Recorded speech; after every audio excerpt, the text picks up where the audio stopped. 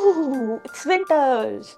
Hello everyone, welcome to Deep Roots. So आज का topic है ड्यूरिंग विंटर आप अपने छोटू से बेबी की कैसे केयर कर सकते हैं और हर तरीके से उन छोटे बेबीज़ को कैसे प्रोटेक्ट कर सकते हैं। तो आज की वीडियो में मैं आपको बताऊंगी कि प्रॉपर मसाज, क्लोथिंग, उनकी बाथ टाइम, उनका स्लीपिंग, ये सारी चीज़ें में आपको कैसे कैसे ध्यान रखना है, specially during winters and specially for new born babies. तो चलिए शुरू करते हैं आज का वीडियो, बट उससे पहले हमें आपका सपोर्ट चाहिए। वो आप कैसे दिखाएंगे? सब्सक्राइब बटन को हिट करके, एंड वीडियो कहीं पे भी अच्छा लग रहा हो उसको लाइक ज़रूर करके। तो चलिए शुरू करते हैं आज का वीडियो।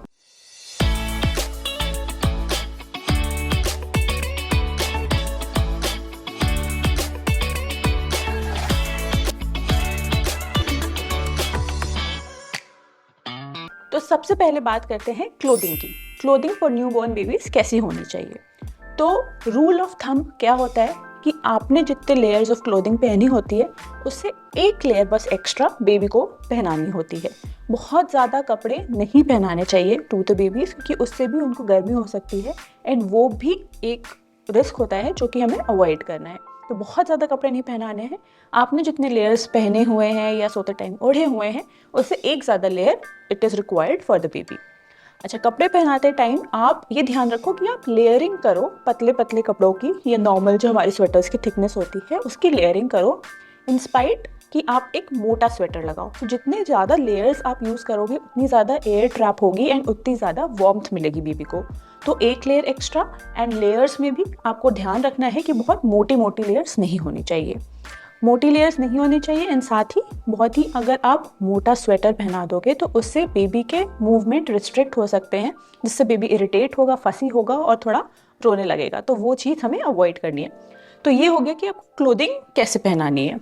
एंड फिर आपको पता कैसे चलेगा कि कहीं हमने ज़्यादा क्लोथिंग तो नहीं पहना दी है। मान लीजिए आपको लग रहा है बहुत ठंडी है, बेबी को एक से ज़्यादा लेयर की ज़रूरत है, आपने पहना दी, एंड उसके बाद आपको लग रहा है कि कहीं ज़्यादा ना हो गया हो, तो हमेशा एक चीज़ करते हैं कि बेबी का जो नेक होता है उसके पीछे का पार्ट उसको चेक करते हैं कि अगर वो मॉइस्ट है, थोड़ा वेट आपको लग रहा है पसीने के वजह से, तो आपको एक लेयर ऑफ क्लोथिंग हटानी है। अगर ठंडा लग रहा है तो एक लेयर ऑफ क्लोथिंग ऐड करनी है।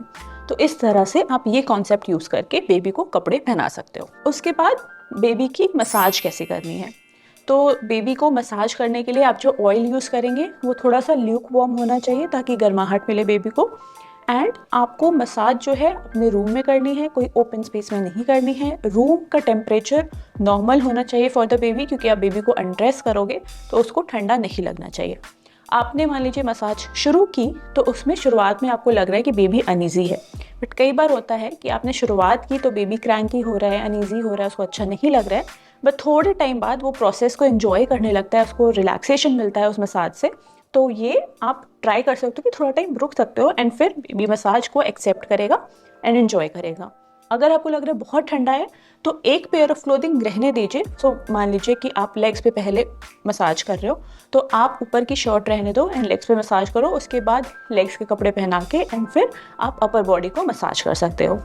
तो इस पैटर्न को यूज़ करके आपको मसाज करनी है। Massaging in winters is important, आपको स्किप नहीं करनी है, क्योंकि उससे बेबी को रिलैक्सेशन मिलता है, ब्लड सर्कुलेशन अच्छा होता है। तो ये सारी ही चीज़ें विंटर्स में स्पेशली अच्छा blood circulation is very important, तो इसको मिस नहीं करना है। आप चाहो तो इसको छोटा रख सकते हो, एंड साथ ही जो आपका जो ऑयल है वो थोड़ा सा वार्म होना चाहिए ताकि बेबी अच्छे से उसको एक्सेप्ट करे एंड उसको ठंडा ना लगे। नेक्स्ट हम बात करेंगे कि बेबी का बाथ टाइम कैसे होना चाहिए। तो आप बेबी को बाथ देने जा रहे हो और आप ये ट्राई करो कि जो बात है वो मसाज के बाद ही होनी चाहिए, तो इससे और ज़्यादा नहाने के बाद बेबी अच्छे से डीप स्लीप ले सकते हैं।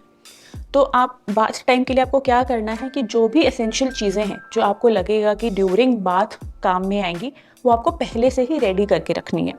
सो उनका क्लोथिंग का आइटम हो गया, स्वेटर्स हो गए, इनर वेयर हो गया, डाइपर हो गया, बॉडी मॉइस्चराइज़र हो गया, एंड देन शैम्पू या फिर बॉडी वॉश, ये सारी चीज़ें आपको रेडी करके रखनी है। उनका टाल रेडी करके रखना है। एंड जो आप बाथ टब में अगर आप नहा रहे हो तो बाथ टब आप ट्राई करो कि जो बाथिंग है बेबी की वो आपके रूम में ही हो, एंड रूम का टेम्परेचर कंट्रोल्ड हो, बहुत ज़्यादा ऊपर ना जाए। तो आप बेबी को जो बाथ है वो ट्राई करो कि आप अपने रूम में ही दो ताकि बहुत ज़्यादा ठंडा ना लगे when the baby is going to bathroom. Bathroom avoid करो, एंड जो बेबी का बाथ टब है वो रेडी करके रखो।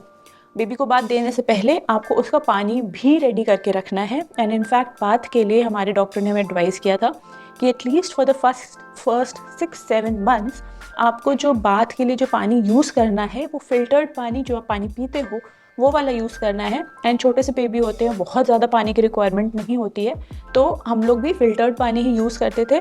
And I think 4-5 litres of water will be enough. उसको हल्का सा ल्यूक वार्म करके वही यूज़ करना है आपको to give bath to the babies. तो आपको सारी चीज़ें पहले से रेडी रखनी है, आपको रूम में बाथ देना है। एंड जो पानी का जो टेम्परेचर है वो आप खुद चेक करके रखो, अपने ऊपर डाल के देखो कि पानी का temperature is suitable for the baby, and फिर जाके आप बाथ दो। बाथ का जो ड्यूरेशन है वो 10 मिनट से ऊपर नहीं होना चाहिए। आप चाहें और ट्राई करें कि इससे भी कम टाइम में आप बाथ दे सको। उसके बाद के जो स्टेप्स है वो बहुत ही जल्दी क्विकली होने चाहिए कि आपने बेबी को मॉइस्चराइज़र जल्दी से लगाया, उसको वाइप किया, फिर अच्छे से मॉइस्चराइज़र लगाया, उसको क्लोथिंग आइटम पहनाई और उनको अच्छे से वार्म रखा। तो ये हो गया कि आपको बाथ देते समय किन किन चीज़ों का ध्यान रखना है। अब हम बात करते हैं बेबी की स्लीप की, कि आपको उनके सोते समय किन किन चीज़ों का ध्यान रखना है। तो अब बेबी जहाँ पे सो रहा है, आप ट्राई करो कि वो एरिया आप पहले से ही थोड़ा सा गर्म करके रखो with the use of hot water bottle या इलेक्ट्रिक पैड्स जो आते हैं, हीटिंग पैड्स जो आते हैं, आप उसका यूज़ करके उस एरिया को हल्का सा गर्म करके ही रखो। एंड फिर बेबी को वहाँ पर सुलाओ। सुलाते टाइम बेबी ने जो कपड़े पहने हैं वो तो होंगे ही, एंड जैसे हम लोग एक रज़ाई कंबल का यूज़ करते हैं वैसे ही बेबी को भी ऑफ़र किया जाएगा। आप जो कंबल ऑफ़र कर रहे हो बेबी को, जो ब्लैंकेट दे रहे हो, वो ट्राई करना है अगेन कि हैवी ब्लैंकेट नहीं होना चाहिए, जिससे कि उनका मूवमेंट रिस्ट्रिक्ट हो सकता है, और हो सकता है ड्यूरिंग द स्लीप बहुत ज़्यादा उनको गर्मी लग रही हो, वो मूव नहीं कर पाए, तो इससे सिड्स का भी रिस्क होता है। तो आप ट्राई करो कि आपको वो जो एरिया है वो गर्म करके रखना है, एंड बहुत ज़्यादा गर्म मोटा ब्लैंकेट नहीं ओढ़ाना है। Warm enough for the baby, and वो अच्छे से वार्म रहे, कोजी रहे, उसका मूवमेंट रिस्ट्रिक्ट नहीं होना चाहिए। अगर 3 महीने से छोटा बच्चा है तो आप उसको स्वॉडल करके, एक वार्म ब्लैंकेट में स्वॉडल करके फिर सुला सकते हो। अगर उससे ऊपर का बच्चा, और उसके हाथ खुले रखो, अगर उससे ऊपर का बच्चा है, 3 महीने से ऊपर का बेबी है, तो आप स्लीपिंग बैग यूज़ कर सकते हो, स्वॉडल मत यूज़ करना, नहीं तो एक ब्लैंकेट इज़ इनफ।